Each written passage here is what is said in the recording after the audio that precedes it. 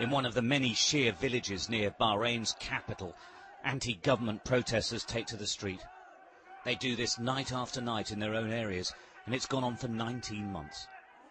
It's a show of defiance to the government that they claim refuses to accept the need for democratic change here.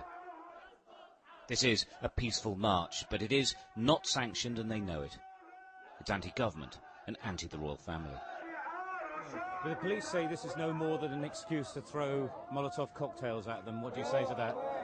We are always marching peacefully, and as you can see, this protest is peacefully. Yesterday we were in Manama and it was peacefully, and we were attacked, and maybe now we will be attacked within a few minutes. Allahu Akbar! Allahu Akbar! He wasn't wrong, of course. Minutes later, the police did move in.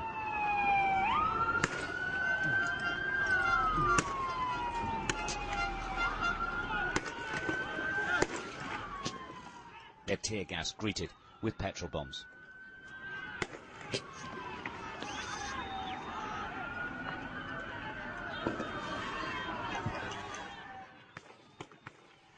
The fact is, there's a total disconnect between the police and the protest movement. The officers we joined say they're there to keep the peace and keep roads open. Night after night, they have to deal with this. The protesters, though, say they are brutal and, more importantly, they're foreigners, with little care or understanding. The problem with this is not representation.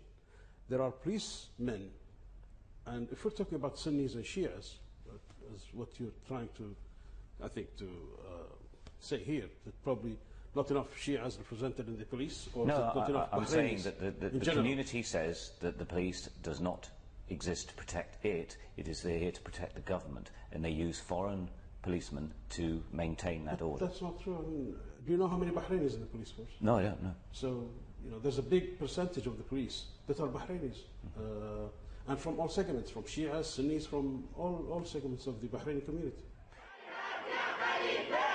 The government does sanction some protests, but not in the centre of the capital, Manama.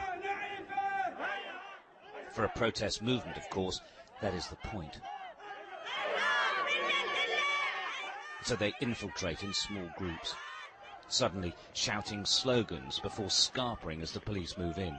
It's disruptive and goes on all day. The question is, what constitutes a proportionate response to what is basically nothing more than chanting?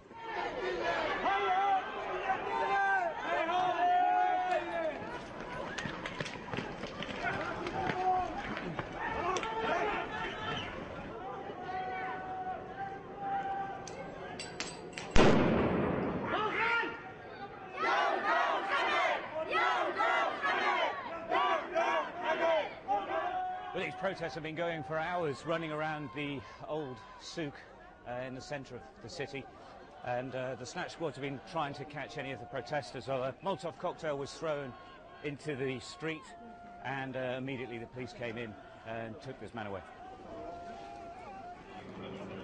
Widely condemned by the international community last year, criticised by an independent inquiry, the United Nations and human rights groups, the government now says it is bringing about democratic change, insisting it takes time.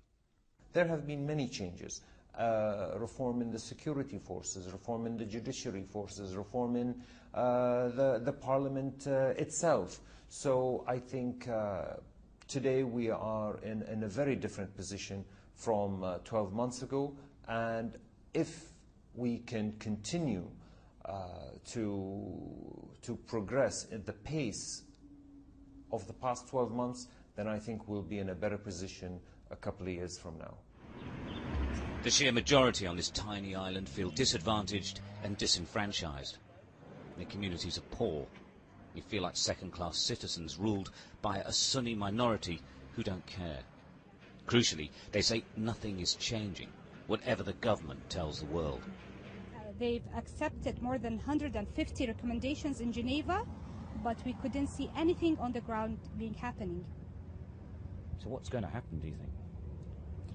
I can't see any bright future. I do believe that they're going to be There's going to be something happening good for people, but when and how, I really don't know.